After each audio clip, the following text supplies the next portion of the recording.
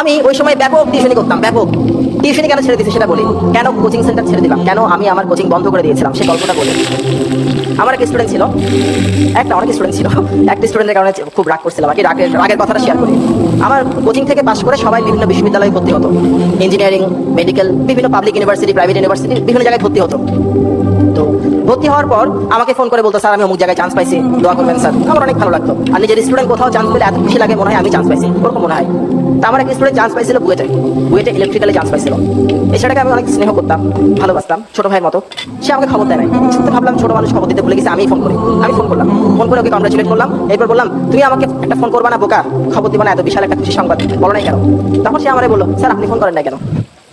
আমি বললাম, আচ্ছা সরি, আমি আসলে ভুলে গেছি। আমাকে বলে, স্যার ইটস ওকে, অসুবিধা নাই।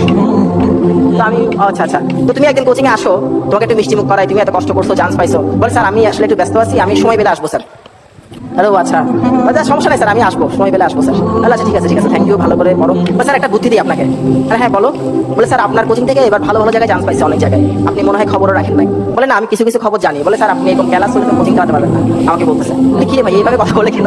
তো আমি বললাম, স্যার বলে কি, স্যার একটা কাজ করেন, যারা বিভিন্ন জায়গায় চান্স পাইছে সবাইকে ডাকেন, একটা ছবি তুলেন স্যার, সবার থেকে একটা প্রোফাইল সংগ্রহ করেন, একটা মতামত সংগ্রহ করেন। এরপর স্যার লিফলেট ছাড়েন, লিফলেট না ছাড়লে স্যার স্টুডেন্ট পাবেন না, আমরা হেল্প করবো স্যার। আপনি লিফলেট ছাড়লে আপনার ফাইন্যান্সিয়ালি আপনি অনেক গেনার হবেন স্যার, যেহেতু আপনি এটাই করতেছেন। তখন আমার কাছে মনে হচ্ছিল কেউ একজন আমার গালের মধ্যে ঠাস করে জল লাগাই দিচ্ছে। আমি কাকে পড়াইছি? আমার এটা মনে হচ্ছিল শিক্ষক অনেক বড় জিনিস, কাকে পড়াইছি আমি? আমার চোখ দিয়ে টপ পানি পড়ছিল, ওর পক্ষে দেখা সম্ভব ছিল না। তখন আমি সিদ্ধান্ত নিলাম, যাদেরকে পড়াচ্ছি তারা বড় হয়ে আমাকে কতটুকু ভালোবাসবে, কতটুকু মনে রাখবে, কিংবা এই ধরনের অকৃতজ্ঞ আচরণ করবে কিনা। ওর কথায় কষ্ট পাওয়ার আরেকটা কারণ ছিল, এই ছেলে যখন ক্লাস 9-এ সেকেন্ড টার্মিনাল পরীক্ষা দেয়, তখন তার বাবা আঙ্কেল মারা যান, স্ট্রোক করে মারা গিয়েছিলেন। তো ওনার মৃত্যুর পর আন্টিকে আমি ডাকলাম, ডেকে বললাম, ও আমার কাছে কোনো অসুবিধা নেই, ওর জন্য কোনো ফি লাগবে না। আন্টি বলে, অসুবিধা নেই, আমাদের ফাইন্যান্সিয়াল সমস্যা নেই, কিন্তু আমি জানি ওদের সমস্যায় আছে। আমি বললাম, আন্টি সমস্যা নেই, মন থেকে বলছি, ওর জন্য কোনো ফি দিতে হবে না, আমি ফ্রি করবে, আমার কোচিং অনেকে ফ্রি করে। যে ছেলেকে আমি ওই সময় থেকে শুরু করে 3.5 বছর পড়াইছি, একটা পয়সাও নিই নাই, সেই ছেলে যখন আমাকে শেখাই কিভাবে পয়সা কামাতে হয়, সেই পয়সা আমার দরকার নেই, ওই জন্য আমি ছেড়ে দিয়েছি কোচিংটা। আরেকটা ঘটনা ঘটছিল, আমি যখন পড়াচ্ছি আমার ডিগ্রি কমপ্লিট করতেছে না, তখন আমার স্টুডেন্টের গার্ডিয়ানরা বাইরে গিয়ে বিভিন্ন কথা বলতো, যে স্যার তো শুধু মাস্টারি করতেছে, কোনো মাস্টারি হচ্ছে বা শিক্ষকতা হচ্ছে আমাদের সব সমাজে সবচাইতে সম্মানিত, একই সঙ্গে স্যাডলি অসম্মানিত পেশা। আমার বলতে খারাপ লাগছে, কিন্তু এটা দুর্ভাগ্যজনক, জাতি হিসেবে আমাদের জন্য খুব দুঃখজনক এই জিনিসটা।